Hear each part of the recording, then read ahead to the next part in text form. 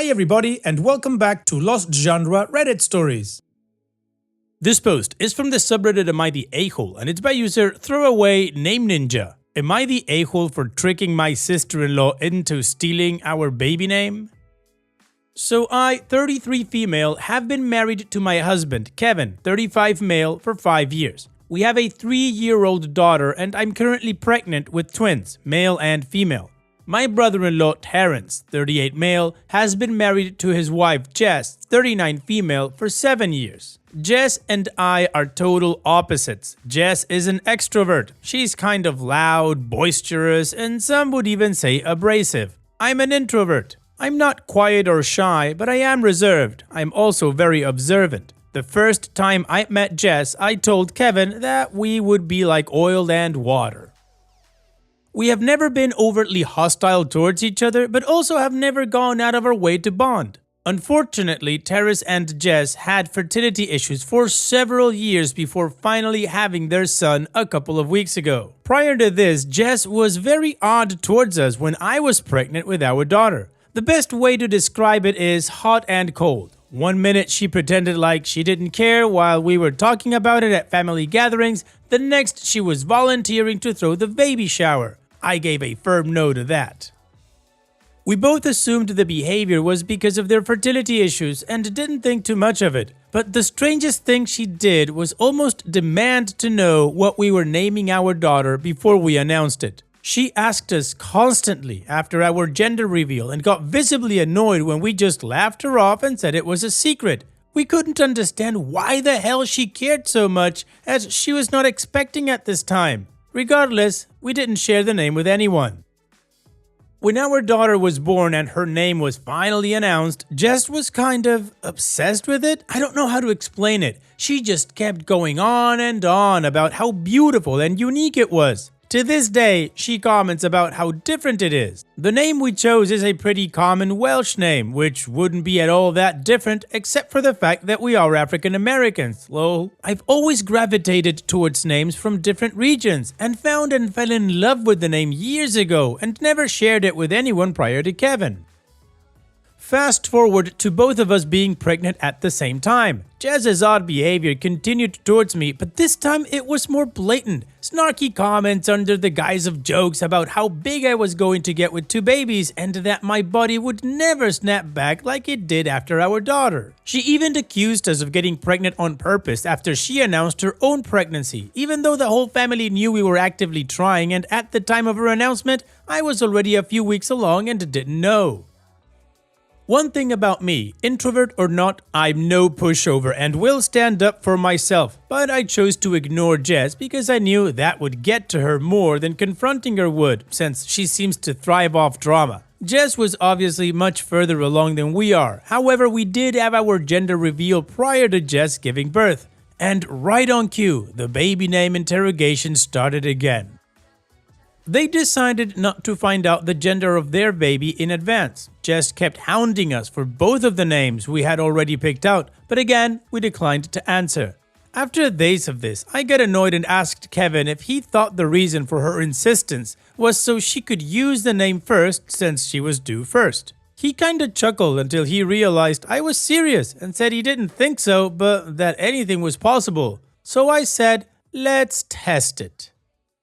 We were due to host my father-in-law's birthday at our house a couple of weeks later, and I decided to leave something in the unfinished nursery with a girl and boy name on it and see if Jess went snooping. Because Kevin thought it was silly, he said he would give me $20 if she did it. So I went onto some site where you can order custom name wall decals and put in the names Aria Rose and Sebastian Ali. These are names that we like, but aren't remotely close to what we chose. This will also be our last pregnancy, so even if Jess did use them, we wouldn't care. I didn't complete the order. I got to the final page and then printed it out and hid it in a dresser drawer in the nursery. The party goes off, but because we were busy hosting, we never noticed if Jess disappeared for any extended period of time. When I went into the nursery the next morning, nothing was out of place and the order sheet was still in the exact location. So we both went, welp, and forgot about it. I did, however, notice that Jess never asked us about the names again. Then Jess gives birth. We went to the hospital to give our congrats. When we go in and see the baby, I asked what his name was, and man, I cannot properly explain the crap-eating grin that came over Jess's face as she says, Sebastian Ali. I mean, she was really proud of herself, and honestly, it's the most vindictive I have ever seen her look in the years I've known her. But instead of reacting how she was expecting, I put on a performance like I had graduated from Juilliard. OMG, that's such a great name. He's so cute. Look at his whittled face. Oh, I just love him so much. Welcome to the world, Sebastian. Auntie's going to spoil you rotten. I mean, I am laying it on thick without an ounce of bother. The range of emotions on Jess's face went from shock to confusion to rage in a span of maybe 17 seconds. Meanwhile, my husband is holding in the laugh of the century. We later say our goodbyes and he gives me a 20 in the elevator while almost crying laughing. All I could say was, like I thought. This was 2 weeks ago and we haven't seen them since because we wanted to give them time to settle in with the new baby. I have heard from my mother-in-law that Jess doesn't seem as thrilled about motherhood as she thought she would be, considering how long it took them to conceive, but said it might just be baby blues. Obviously, I think she's just disappointed that her petty move didn't have the desired effect on us. I did share this with my sister, and while she laughed initially, she did say it was kind of an a-hole move. So, am I the a-hole?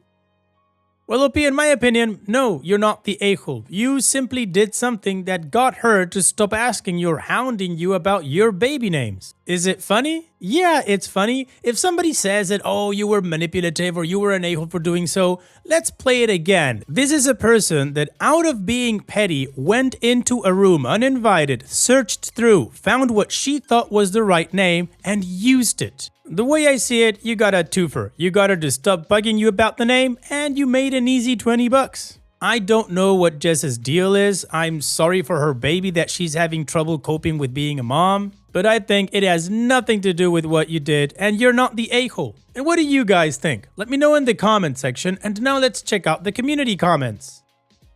Teresa JS says, not the a-hole. That's hilarious. Put sister-in-law on an information diet about anything having to do with your pregnancy and kids. Sister-in-law probably isn't done trying to cause drama.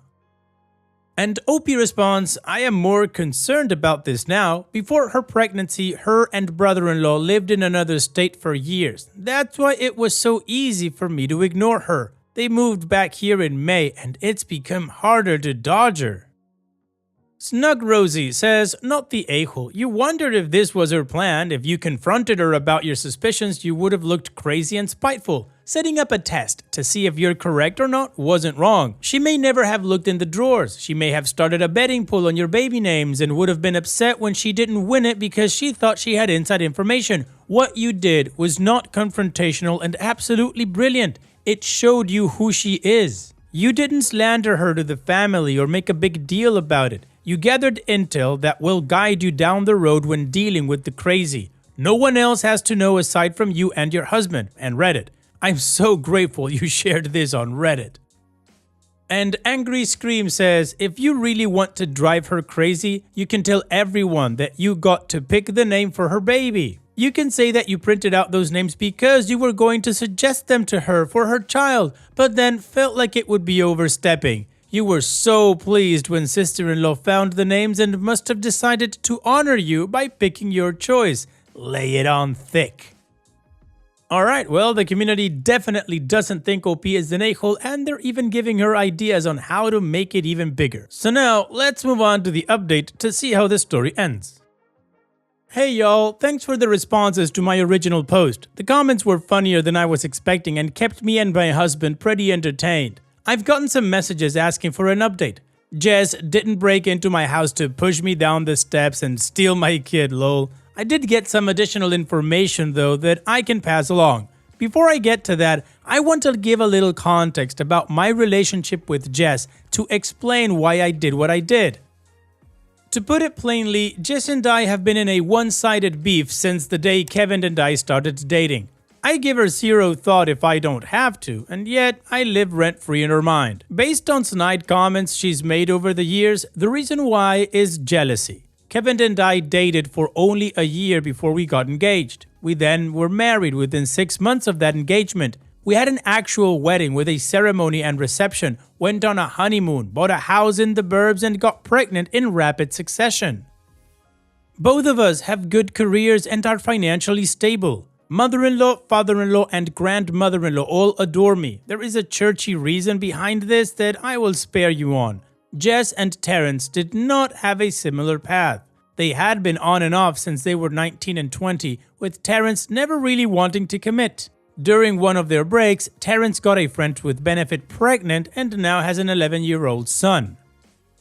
This has always been a sore subject with Jess due to her fertility struggles, fibroids. When they finally got back together, she pressed him for marriage until he relented and gave her a shut-up ring. They went to the courthouse on a random Tuesday and had dinner at Red Lobster afterwards and went back to work the next day. I'm not trying to be shady, just relaying the facts. They now live in a 2-bedroom apartment in a high cost of living city while working hourly jobs. They aren't minimum wage or anything, but constantly need overtime to make ends meet. This has led her to resent me over the years. She thinks everything has come easily to me and has let that fester. There was a time a few years ago at a gathering where she got drunk and got into an argument with Terrence. I think her attitude that night stemmed from seeing me with my infant daughter. To hurt him, she blurted out that she married the wrong brother. Everyone was shocked. I wasn't. She just said the quiet part out loud and revealed what I already knew. So I poked her a little and said, "Really? Which one? That's kinda gross since both were minors when you met them." Context: Kevin and Terrence also have a younger brother, Tim, 28. Boy, did she fly off the handle after that, lol. To this day, she claims to have no memory of that night. Anyway, now I know there is a new reason why she resents me, and that takes us to the update. Like I said, I haven't seen or heard from Jess since that day in the hospital. However, my mother-in-law has been with them almost every day. She came over yesterday to go over some last-minute things for our baby shower that we are having the Saturday after Halloween. I am not due till late January, but with the holidays and twins tending to arrive early, we just wanted to get it out of the way. Anyway, after finalizing some things, I asked mother-in-law how Terrence and Jess were doing. She sighed and leaned back in her chair and said, "Girl, it's a mess." She goes on a long word vomit that I will have to summarize. Basically, they've been at it since before the baby was born. When they were discussing names, Jess's list only consisted of girl names. When Terrence asked what if it's a boy, Jess was adamant that it wouldn't be, but if it was, they would just use Terrence Jr. This caused an argument because Terrence's 11-year-old is not named after him and it would be petty to name the second son a junior. Unbeknownst to me, Jess was having severe anxiety over not the name, but the gender of the baby. So much so that she refused to find out early because she was afraid of disappointment and she wanted to enjoy her pregnancy believing she was having a girl. She really wanted a girl. I mean, really wanted a girl. This goes back to mother-in-law in my opinion. Mother-in-law is the only girl of 3 brothers. She had 3 boys. 2 of her 3 boys have boys. Then my daughter came along. Mother-in-law actually broke down in tears at our gender reveal. Since the day she was born, mother-in-law has become a little obsessed with her, lol. Not in a just no-mill way. She knows and respects boundaries, but the whole family is aware that my daughter is mother-in-law's favorite person in the world. I think Jess thought that by having a girl, she would get that same attention and affection from mother-in-law as she has never been Jess's biggest fan. When that didn't happen, something short-circuited in her head. Mother-in-law's words, not mine. Before we arrived at the hospital that day, they were still fighting over her name. So I guess when I showed up, she just blurted it out. While I still think it was to hurt me, it seems like it was also because she didn't allow herself to think of anything else because she didn't want a boy. As I said in the first post how I noticed her expression, however, I completely failed to notice Terrence's. He was pissed. Jess had never mentioned that name to him prior, and he had no clue where it even came from. He also hated it. He refused to sign off on that, and they left the hospital without a name. In our state, you only have 7 days from birth to register a name. She eventually told Terrence to pick the name himself and that she didn't care anymore. So he did. He swapped out Sebastian for Jordan, but kept Ali. Yes, after Michael and Mohammed. Lol. According to mother-in-law, since they've been home, Jess has shut down emotionally. She's been doing all the motherly things, but there's a disconnect there. Mother-in-law said she finally broke down to her a few nights ago that she'll likely never have a daughter due to her age and what it took to get pregnant in the first place. I think that will bring them closer together since mother-in-law never got the daughter she wanted either. I also felt bad hearing that because regardless of how I feel about her as a person, I do have a heart and would never want to punch down on her if she's in the throes of PPD. Jess still hasn't admitted to snooping, so I haven't admitted to setting her up. A few comments said I should never confess, but I think I will at some point, mainly because I don't care. I am more than willing to burn a bridge while I'm still standing on it, but now simply isn't the time. So that's the update. Well, OP, I still don't think you were the a-hole, and the boy doesn't even have the name anymore. Also, I'm kinda sorry that Jess is going through all of this stuff, so hopefully she does get the help that she needs. And one thing did kinda stick out to me. The fact that your mother-in-law knows that Jess is kinda stressed out that she didn't have a daughter because of her, and she's okay with that? I don't know if I read that part wrong, but if I didn't, I don't think that's right. Anyways, here's wishing you the best in the future, OP. Take care and thanks for sharing. And now let's finish this video with a mood booster post. This post is from the subreddit Malicious Compliance and it's by user Bapiri. If you don't like it, you can just leave. I've been working with a home health agency for the better part of 9 months. I work 12-hour days with cases ranging from complex to simple. In that time, I've worked 11 unscheduled doubles and 42 additional 12-hour overtime shifts. I have used exactly 2 sick days, one for myself and one for my kid. I do not call out, I do not show up late, and I don't do the corner cutting they suggest. I take vacation time on my days off.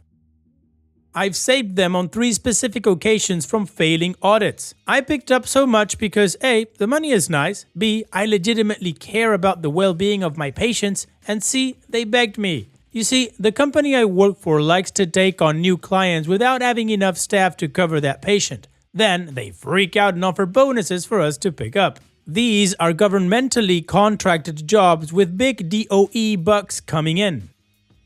If they can't prove the patient is taken care of, they are fined heavily. Too many fines and they're blackballed from taking new DOE clients at all.